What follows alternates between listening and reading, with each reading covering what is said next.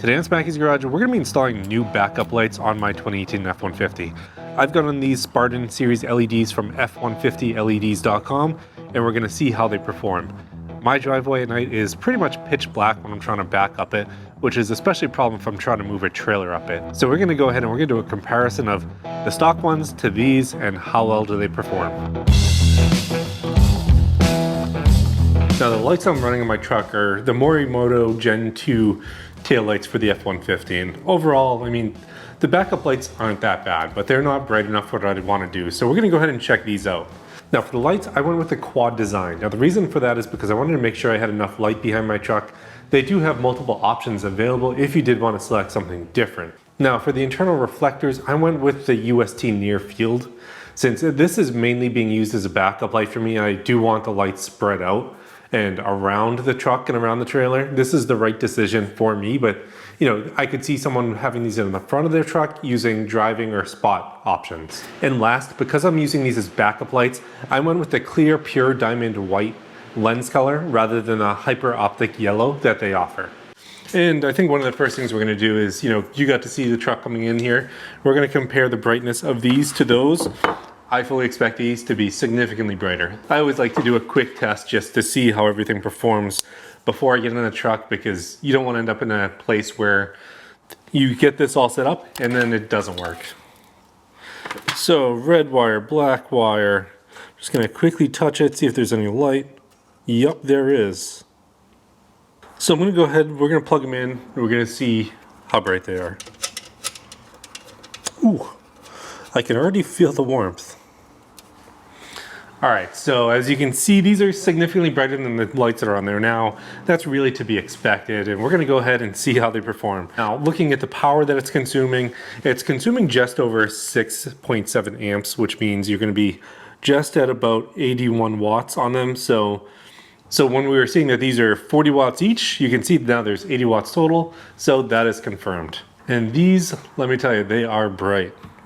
And you can really feel the warmth coming off of them. So let's go ahead and look at how do we get these installed. So in this kit, they give you the hardware to install it. I have the two lights, I have the brackets that come with it. I have the wiring that also goes with it that looks like we're going to be plugging into our tail light, and the splices that go with it. Now the first step of this is going to be to install these brackets onto the lights themselves. And these brackets are what's going to pretty much attach the brackets that are underneath the truck that we're going to have to install. Now, one of the things that I do like about this is the hardware quality is always really good. I'm going to go ahead and show you how to install the bracket on one of these. So first step, recommended step is going to be to put these on here, because I want to figure out exactly where I'm going to be mounting these brackets on the truck for the best light. So the install of these is going to be incredibly simple. All you need to do is put this in place, take the nut that's provided with it. They provide lock washers with it.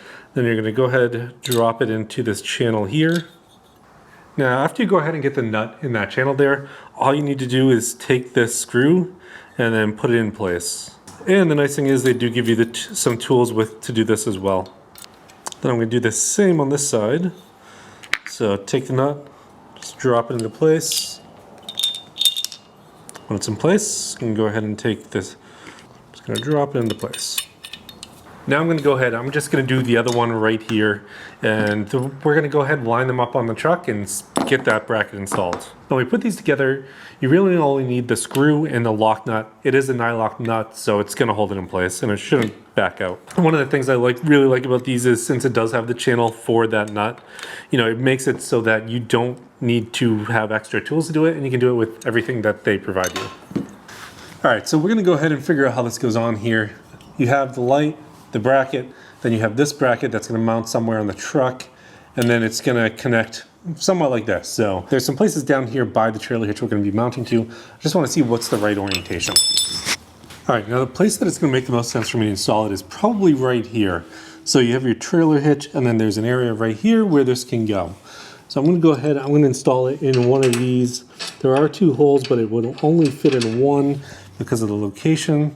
So I'm going to go ahead and put this together, then we're going to see how it looks. Okay, now one of the things that I do like about these brackets is there's so many different ways to install them. I spent about 45 minutes trying them in different locations to see how far I could get it tucked in, and they did end up coming out pretty good. Now, I ended up pushing them as far as I could up because I felt like that's probably the best look for myself, and will definitely help out in the snow, but snow doesn't usually get that high. All right, to show you where I'm getting with these is I found a way to tuck them up pretty well. Now, this is as high as you're gonna be able to get with the hole that's in the bumper themselves, and both of them are now installed. This one definitely higher than that one. I need to go ahead and move that one up. Then we're gonna go ahead and wire them in. So as you're putting these together, you want to use the bolt that has the 9/16 head and the 1/2 inch nut on this area, just so that you can get open ends in there. You don't want to get stuck needing 2.5 inch open ends to do this. Now they're both in at the place that I want them. They look pretty good under there. Now to wire them up. All right, to wire up the reverse lights, we need to be in the back of the truck.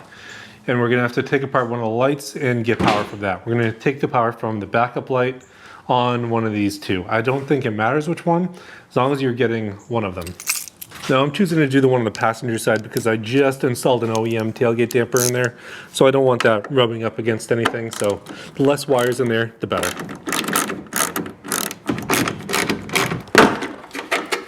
Always fun to get out. So with my aftermarket lights, there isn't a clear. This one is the reverse light, so I'm gonna go ahead and try some of these out. I'm looking for 12 volts here. I think I figured out which ones they are. I just need to see if I actually get 12 volts from them. All right, so just running, no voltage. I'm gonna put it in reverse. Hopefully see 12 volts.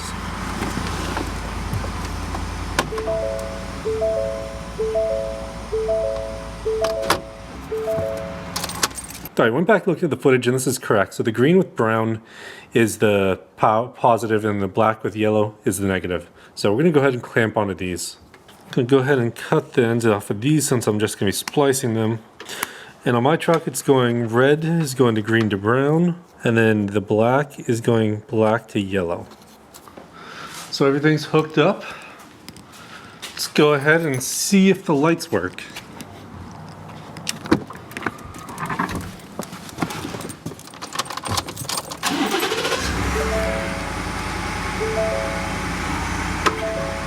Oh yeah, those work.